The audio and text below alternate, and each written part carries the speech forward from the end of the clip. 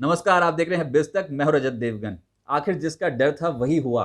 जोरदार बिकवाली, ताबड़तोड़ बिकवाली और कोई भी लेवल टिका ही नहीं है सपोर्ट के तौर पे आज की मार्केट में। हम कह रहे थे 16,900 के लेवल तो एटलीस्ट बचा ले मार्केट अगर चढ़ना है तो। आज शुरू ही उसके नीचे हुए, 16,824 के लेवल पे ओपन हुए और आज के दिन का लो लगा दिया 16,410। ट्रेडर्स ने जो नेगेटिव पोजीशंस बनाई और कई ट्रेडर्स की तो मार्जिन कॉल्स जो ट्रिगर हो गई, बड़े एफएनओ पोजीशंस जो फंसती हुई नजर आई हैं, उसके कारण भी कहीं ना कहीं दोहरा इंपैक्ट इंडियन मार्केट पे आज नेगेटिव तौर पे पड़ा है। ऊपर से सेंट्रल बैंक्स जो बार बार कमेंट्री कर रहे हैं कि महंगाई एक बहुत बड़ी चुनौती बन जाएगी और ब्याज दरें बढ़ने का शक है, एफआईज वैसे ही नेगेटिव है, ताबड़तोड़ बिकवाली कर रहे हैं इंडियन मार्केट में। तो तमाम नेगेटिव फिगर्स, फैक्टर्स जो जुड़ते चले गए इंडियन मार्केट्स के साथ आज, तो आज तो संभल पाना कहीं ना कहीं बहुत मुश्किल हो रहा था। एक बार तो ऐसा था कि निफ्टी में 575 पॉइंट्स की भारी भरकम बिकवाली देखने को मिल रही थी। निफ्टी बैंक में लगभग 1600 पॉइंट्स की भारी बिकवाली देखने को मिल रही थी। अंत में जाकर कहीं ना कहीं 16,400 के लेवल पे हल्का सा एक minor pull back Indian markets में देखने को मिला। निचले स्रों से कुछ 200 पॉइंट जरूर सुधर गए, लेकिन पहले ही डैमेज हो चुका था और ये डैमेज कितना होगा ये अभी कहना बहुत ज़्यादा मुश्किल है। आज की क्लोजिंग देखें तो 16,614 की है, लगभग 371 अंक गिरकर निफ्टी पे। निफ्टी बैंक 1,178 पॉइंट साफ हुआ। सेंसेक्स 1,189 पॉइंट्स की गिरावट देखने को मिली और मिड कैप में भारी भरकम बिकवाली थी, लगभग 0.4%। तो मिड कैप 50 इंडेक्स ही टूटा है आज के सत्र में। तो क्या छोटा क्या बड़ा, सभी एक ही चक्की में पिस गए आज तो। इतनी भारी बिकवाली में अगर कोई इंडियन मार्केट से भी नेगेटिव खबर आ जाए तो वो तो और दोहरा इंपैक्ट मार देगा। वो ये इक्विटी मार्केट में नहीं थी, वो एग्री मार्केट्स में आज कुछ खबर निकल के आ गई कि वहां पर फाइनेंस मिनिस्ट्री का एक नोटिफिकेशन आ गया जिसमें उन्होंने कह दिया 7 एग्री कमोडिटीज में वायदा कारोबार पे बैन लगाया जाएगा। और 7 कारोबार, अगर वायदा कारोबार में एग्री कमोडिटीज पे बैन लग गया तो सोचिए एग्री मार्केट वालों का तो हाल हो गया बुरा, और कोलैटरल डैमेज बाकी की मार्केट्स पे भी जरूर पड़ना लगभग तय था। इंडियन मार्केट्स पे वही हुआ। अच्छा, अब इक्विटी मार्केट्स पे लौटे तो आज एडवांस डिक्लाइंस देखिए आप, पिक्चर कितनी खराब। एक तो एडवांस निफ्टी के मात्र 3 ऐसे शेयर्स थे जो हरे निशान में बंद होकर गए हैं आज, और 47 शेयर्स में लाल निशान में हुआ है कामकाज।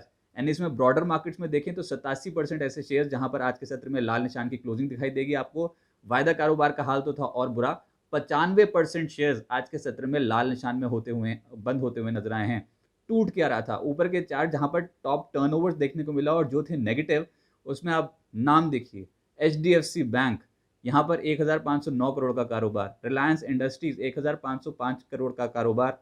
दोनों स्टॉक्स 3 से 3.25% नीचे थे। बजाज फाइनेंस, टाटा मोटर्स, यहाँ पर भी लगभग 1,471 करोड़ से 1,480 करोड़ का कारोबार हुआ और बजाज फाइनेंस लगभग 4% नीचे और टाटा मोटर्स लगभग 5% नीचे होता हुआ नजर आया। इसके अलावा निफ्टी के लूजर्स देखें तो जैसे मैंने बताया 47 स्टॉक्स तो लाल निशान में बंद होकर गए ही हैं, लेकिन BPCL, Tata Motors, Tata steel, IndusInd bank, Bajaj finance, ये तमाम स्टॉक्स 4% से 6.5% का गोता आज के सत्र में लगा गए। सिप्ला, अब कुछ सुपरस्टार्स भी थे आज मार्केट में, जिसमें सिप्ला एक ऐसा स्टॉक जो निफ्टी को कुछ सपोर्ट देने की कोशिश कर रहा था, लगभग 0.4% ऊपर। इसके अलावा HUL, डॉक्टर रेड्डीज, यहाँ पर 1% से 0.2% की तेजी देखने को मिल रही थी, लेकिन डैमेज था। इंडिया विक्स ही देखेंगे तो वहाँ पर ही लगभग 18% का उछाल देखने को मिला और एक बार तो ये 20 के लेवल के ऊपर निकल गया था। तो आज वोलेटिलिटी बहुत ज़्यादा मार्केट में देखने को मिल रही थी, चाल नेगेटिव थी। तो ऐसे में सेक्टर स्पेसिफिक देखिए आप, जब सपोर्ट लेवल्स टिक ही नहीं पा रहे हैं मार्केट में तो कोई सेक्टर बचेगा क्या। सभी सेक्टर्स आज के सत्र में लाल निशान में बंद होते हुए नजर आए हैं और इसमें सबसे प्रबल था रियलिटी इंडेक्स। इंडेक्स ही लगभग 5% का आज के सत्र में गोता लगा गया है। सोचिए स्टॉक्स का क्या हाल होगा। इसके अलावा PSU banks, media, metal, oil and gas, public sector enterprises यानी कि सरकारी कंपनियां और प्राइवेट बैंक्स, ये तमाम इंडेक्स 3% से 4.5% कमजोर थे आज की मार्केट में। अच्छा, इंडेक्स में अगर घुस के देख भी लें आज मार्केट में क्या कमजोर था, तो रियलिटी इंडेक्स में सबसे ज़्यादा कमजोर था लोधा डेवलपर्स, जिसमें लगभग 10% का क्रैक पड़ा। इंडिया बुल्स रियल एस्टेट में 6.5% गिरावट थी। DLF, ब्रिगेड जैसे स्टॉक्स 5 से 6% नीचे थे। PSU बैंक्स का तो हार और बुरा था, जिसमें पिछले कुछ दिनों में लगातार बिकवाली ही देखी हमने, लेकिन आज ये बिकवाली और बढ़ गई। Bank of Baroda, Canara bank, bank of India, union bank 5% से 6% नीचे। मीडिया स्टॉक्स में network 18, Sun TV, dish TV, INOX leisure, PVR, कोई भी नाम लेते तो आज डाले नजर आता आपको, लगभग 4% से 8% नीचे। मेटल्स का दिन बुरा, जिसमें Welspun Corp, JSPL, NALCO, steel authority, Tata steel 5% से 7% नीचे। डराने की कोशिश आपको बिल्कुल नहीं की जा रही है इन्वेस्टर्स के लिए ये मार्केट, लेकिन जो मार्केट में हुआ उसका क्वांटम बहुत ज़्यादा था। आज के मार्केट में पैनिक सेलिंग थी और ये पैनिक सेलिंग एक अपॉर्चुनिटी भी होती है, लेकिन टेक्निकल टर्म्स में बहुत ज़्यादा बिकवाली है, इंपॉर्टेंट लेवल्स के नीचे कामकाज कर रहे हैं, तो अभी संभल पाना एकदम से इमीडिएटली बहुत मुश्किल है, थोड़ा समय लगेगा।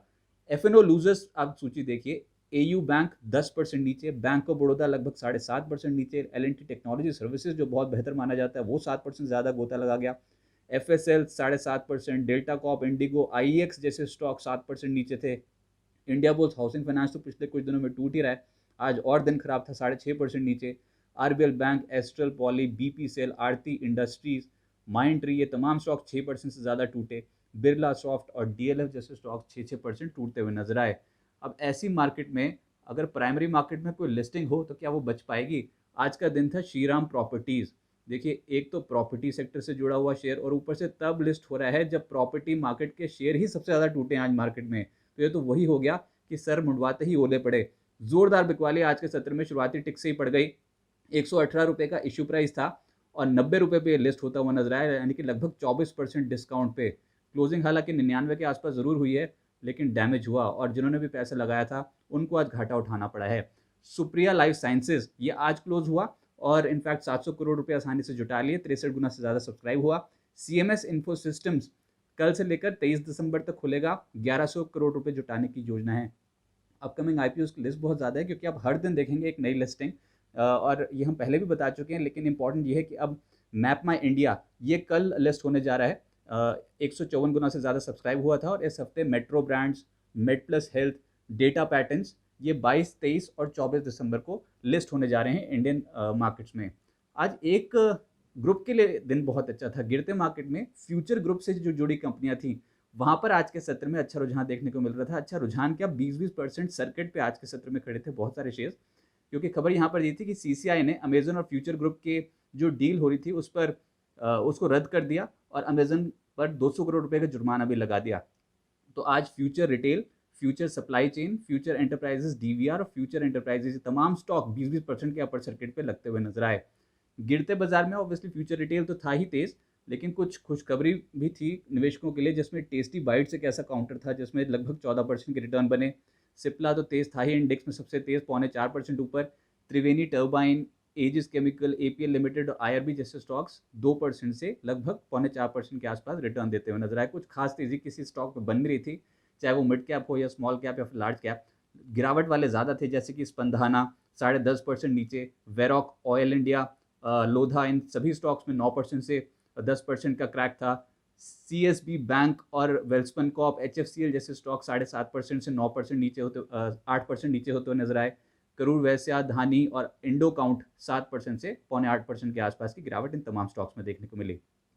इतनी ज़्यादा बिकवाली अक्रॉस द बोर्ड, बिकवाली बिकवाली हमारे यहाँ ही नहीं है, हर मार्केट में देखने को मिल रही है इसमें, और ग्लोबल मार्केट्स में इस समय प्रॉब्लम है। ऊपरी स्तरों पर मुनाफा वसूली तगड़ी है और चाहे वो एशियन मार्केट्स हो या फिर यूएस मार्केट्स, गिरावट का सिलसिला ज़्यादा देखने को मिल रहा है। ऊपर से आज के सत्र में कह सकते हैं कि थोड़ा बहुत शॉर्ट टर्म लिहाज से ओवरसोल्ड हो गए थे, तो निचले स्तरों से कुछ पुल बैक जरूर मिल गया, लेकिन आप डेटा देखिए और ये जिस क्वांटम की बिकवाली है, निफ्टी ऑल टाइम हाई 18,604 का है, 18,604, और उसके बाद आज जो लो लगा दिया वो 16,410 का है।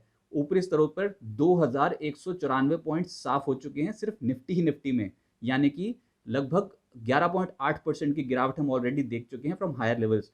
निफ्टी बैंक पे ये देखिए 41,829 का हाई आज तक का हाईएस्ट लेवल निफ्टी बैंक का, और वहां से टूटते टूटते 34,018 आज के दिन का लो बनाया।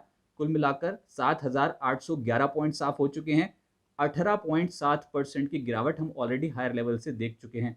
मेन इंडाइसेस ही निफ्टी और निफ्टी बैंक 12% से 19% टूट चुके हैं। तो देखिए डेफिनेटली इंडियन मार्केट में बहुत बड़ी अपॉर्चुनिटी अब निकल के आएगी। हाँ, अब एफआईएस कब लौटते हैं और कब भारतीय बाजारों को अट्रैक्टिव समझते हैं ये इंपॉर्टेंट रहेगा, लेकिन बजट नज़दीक आता चला जा रहा है, ईयर एंडिंग क्लोजिंग है, तो कहीं ना कहीं तो निचले स्रोत से डेफिनेटली खरीदारी बनेगी, लेकिन ये एक गिरती हुई तलवार है। अब इसको कैसे पकड़ा जाए ये बहुत बड़ी चुनौती है। हम सिर्फ टेक्निकल लेवल्स ही बता सकते हैं। फंडामेंटल बेहतर फंडामेंटल क्वालिटी वाले अगर आप स्टॉक्स लेंगे और वो भी नियमित निवेश करते चले जाएंगे एसआईपी के थ्रू, तो ये फेज भी निकल जाएगा, आसानी से निकल जाएगा। लेकिन टेक्निकल टर्म्स में अब इंपॉर्टेंट ये है कि 16,250 और 16,200 ये इंपॉर्टेंट लेवल है, और अगर तकनीकी रूप से समझाऊं तो ये 200 दिन की औसत बैठती है, 200 दिन की मूविंग एवरेज इसी जोन में निकल के आती है। 16,250 से 16,200 निफ्टी की, और बहुत इंपॉर्टेंट एवरेज है। इसी के आसपास कहीं ना कहीं बड़ा सपोर्ट निकल के आएगा। लेकिन रेजिस्टेंस के तौर पे आज जिस हिसाब से हमने 16,800 को 16,840 को निकाल दिया, तो यही एक रेजिस्टेंस का काम इंडियन मार्केट में करेगा। तो कंसोलिडेशन हो सकती है, लेकिन रिकवरी में ज़रूर टाइम लगेगा, और ऐसे वक्त आपको अपनी एसआईपी नहीं रोकनी चाहिए, नियमित निवेश इंडियन मार्केट्स में करते चलें।